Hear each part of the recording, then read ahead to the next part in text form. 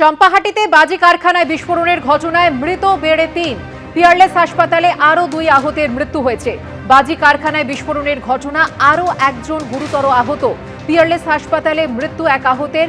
গতকাল এমআর বাঙ্গুর হাসপাতালে মৃত্যু হয় ১ আহতের। শনিবার চম্পাহাটিতে বাজি কারখানায় ভয়াবহ বিস্ফোরণ।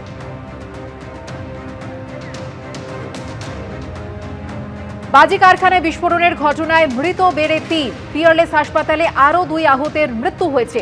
বাজি কারখানায় শনিবারই ঘটে এই ভয়াবহ বিস্ফোরণের ঘটনা, আরও একজন গুরুতর আহত। আইপ্যাক তল্লাশি কাণ্ডে ডাকাতির পাশাপাশি ইডির দায়ের করা জোড়া মামলায় উঠে এসেছে অস্ত্রের প্রসঙ্গ। পিটিশনে কেন্দ্রীয় তদন্তকারী সংস্থার দাবি, তল্লাশির সময় যে পুলিশ কর্তারা আবাসনে প্রবেশ করেছিলেন তাদের কাছে পিস্তল, রাইফেল সহ আগ্নেয়াস্ত্র ছিল। মৃত্যু ঘটানোর প্রস্তুতি, আঘাত বা আটক করা অথবা মৃত্যু বা আঘাতের ভয় দেখানোর প্রস্তুতি নিয়েই চুরির মতো অপরাধ সংগঠিত করা হয়েছিল। আইপ্যাক তল্লাশি কাণ্ডে সোমবার সুপ্রিম কোর্টে জোড়া মামলা দায়ের করেছে ইডি। আর এখানে ডাকাতির অভিযোগের পাশাপাশি ইডির পিটিশনে রয়েছে অস্ত্রের প্রসঙ্গ। উঠে এসেছে তল্লাশির জায়গায় পিস্তল, রাইফেল নিয়ে ঢুকে পড়ার অভিযোগ।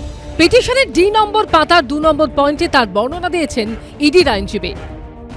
রাজনৈতিক দস্যুবৃত্তি করতেই তো ইডির মতো লেঠেল বাহিনী পাঠিয়েছিল বিজেপি।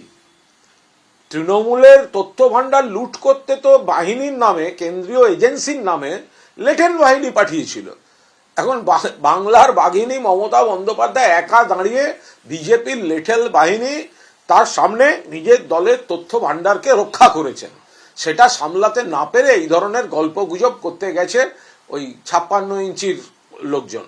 সশস্ত্র পুলিশ নিয়ে সেখানে দৌড়ে ঢুকে পড়ছেন এবং ঢুকে পড়ে তদন্তে বাধা দিচ্ছেন। সেখান থেকে প্রমাণাদি নিয়ে ২ রকম গাড়িতে চাপিয়ে নিয়ে বেরিয়ে যাচ্ছেন। ইডি বলেছেন ইডি তাদের সত্যতা প্রমাণিত করবেন সুপ্রিম কোর্টের সামনে কিংবা অন্য কোনো আদালতে, আর এরা যারা করেছে তারাও করবে। মাঝখান থেকে কান কাটা গেল বাঙালির। ইডির পিটিশনে দাবি করা হয়েছে, ৮ই জানুয়ারি যখন শান্তিপূর্ণ ও আইনসম্মতভাবে তল্লাশি অভিযান চলছিল, ঠিক সেই সময় পশ্চিমবঙ্গের মুখ্যমন্ত্রী মমতা বন্দ্যোপাধ্যায়, পশ্চিমবঙ্গ পুলিশের ডিজি এবং কলকাতা পুলিশের কমিশনার সহ প্রায় ১০০ জন পুলিশের একটি দল বেআইনিভাবে প্রতীক জৈনের বাসভবনে ঢুকে পড়ে। সেখানেই তল্লাশি চলছিল। ইডি আধিকারিকরা যেসব নথি নিজেদের দখলে নিয়েছিলেন, সেই সব নথি অবৈধভাবে চুরি করে ও জোর করে নিয়ে যাওয়া হয়। এরপরেই বলা হয়েছে, যে পুলিশ কর্তারা আবাসনে প্রবেশ করেছিলেন তাদের কাছে পিস্তল ও রাইফেল সহ আগ্নেয়াস্ত্র ছিল।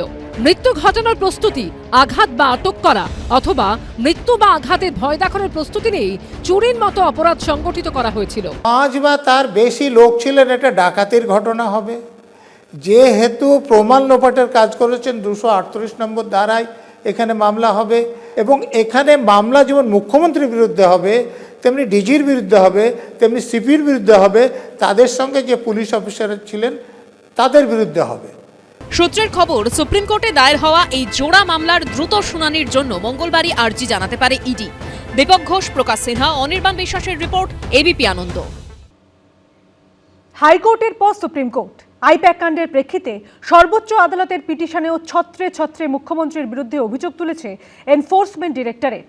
পাল্টা তৃণমূলের অভিযোগ, রাজনৈতিক উদ্দেশ্য প্রণোদিতভাবে ভোটের ঠিক আগে ইডি অভিযোগ করেছে। কেন্দ্রীয় এজেন্সির তৎপরতা, হেভিওয়েটের বাড়িতে তাদের অভিযান নিয়ে উত্তপ্ত বাকযুদ্ধ এবং রাজনৈতিক টানাপোড়েন বহুবার দেখেছে রাজ্যবাসী। কিন্তু এবার আইপ্যাকের অফিস ও তাদের কর্ণধারের বাড়িতে ইডি তল্লাশি ঘিরে সংঘাত যে পর্যায়ে পৌঁছল তা একেবারে নজিরবিহীন। ইডি এবং তৃণমূল পরস্পরের বিরুদ্ধে যেসব অভিযোগ তুলছে তা একেবারে চমকে দেবার মতো। সোমবার ইডির তরফে সুপ্রিম কোর্টে যে পিটিশন করা হয়েছে তার ছত্রে ছত্রে অভিযোগ তোলা হয়েছে মুখ্যমন্ত্রী মমতা বন্দ্যোপাধ্যায়ের বিরুদ্ধে। পিটিশনের একটি জায়গায় তারা অভিযোগ করেছে, ৮ই জানুয়ারি মমতা বন্দ্যোপাধ্যায়, রাজ্য পুলিশের ডিজি, কলকাতার পুলিশ কমিশনার এবং প্রায় ১০০ পুলিশ কর্মীর বাহিনী জোর করে ঢুকে পড়ার আগে অবধি তল্লাশি চলছিল শান্তিপূর্ণভাবে এবং আইন মেনে। কোথাও আবার ইডির তরফে অভিযোগ করা হয়েছে, বৃহস্পতিবার ইডি অফিসারদের চমকে দিয়ে সেখানে জোর করে ঢুকে পড়েন মমতা বন্দ্যোপাধ্যায়।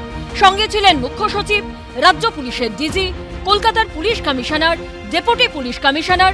তারা শুধু ইডি অফিসারদের হুমকি দেননি, অপরাধ প্রমাণ রয়েছে এমন ফাইল এবং বৈদ্যুতিন তথ্য প্রমাণ ছিনিয়ে নেন। সেই সঙ্গে সরাসরি মুখ্যমন্ত্রীর বিরুদ্ধে এর আগেও আইন হাতে তুলে নেওয়া এবং পুলিশের অপব্যবহারের অভিযোগ তুলেছে ইডি।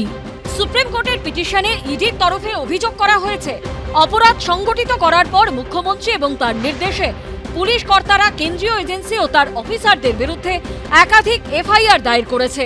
ইডির তরফে সুপ্রিম কোর্টের পিটিশনে আরও চাঞ্চল্যকর অভিযোগ করা হয়েছে ইডি অফিসারদের মনোবল ভেঙে দিতে মুখ্যমন্ত্রীর নির্দেশে ইডি অফিসারদের মিথ্যে, তুচ্ছ এবং বিরক্তিকর মামলায় জড়াচ্ছেন শীর্ষ পুলিশ কর্তারা।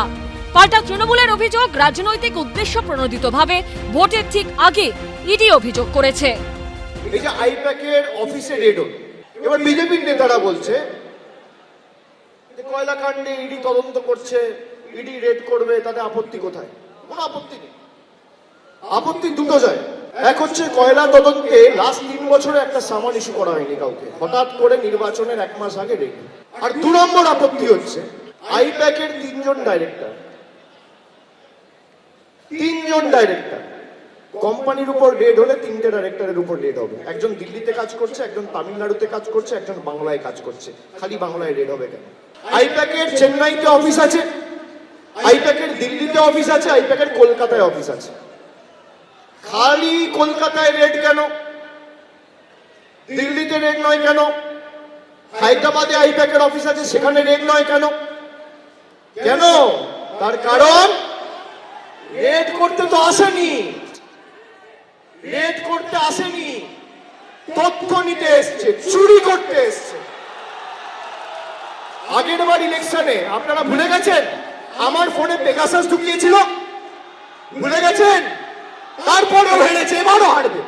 একটা বেসরকারি সংস্থার বিরুদ্ধে একটা এজেন্সি তারা তদন্ত চালাচ্ছে, তারা সার্চ অ্যান্ড সিজার করতে যাচ্ছে, আর সেই রাজ্যের মুখ্যমন্ত্রী সেই রাজ্যের সশস্ত্র police, I repeat my words, coat unquote, সশস্ত্র পুলিশ নিয়ে সেখানে দৌড়ে ঢুকে পড়ছেন এবং ঢুকে পড়ে তদন্তে বাধা দিচ্ছেন। সেখান থেকে প্রমাণাদি নিয়ে 2 রকম গাড়িতে চাপিয়ে নিয়ে বেরিয়ে যাচ্ছেন। ঢোকার সময় কি 4:05 আর বেরোনোর সময় 0:03:05। গাড়ির চালক হচ্ছে সেই যে কোম্পানির এগেনস্টে তদন্ত চলছে, সেই বেসরকারি কোম্পানিরই একজন কর্মী হচ্ছে সেই মুখ্যমন্ত্রীর গাড়ির চালক। পুরোপুরি আইন শৃঙ্খলা নেই। ছত্রে ছত্রে অভিযোগ, ইডির নিশানায় মুখ্যমন্ত্রী, একের পর এক কড়া অভিযোগ। পাল্টা তৎপর তৃণমূলও। শেষমেশ সুপ্রিম কোর্টে মামলার শুনানিতে কি হয় সেদিকেই সবার নজর। বিজেন্দ্র সিংহ, কৃষ্ণেন্দু অধিকারী ও দীপক ঘোষের রিপোর্ট, এবিপি আনন্দ। এবিপি আনন্দ, এগিয়ে থাকে, এগিয়ে রাখে।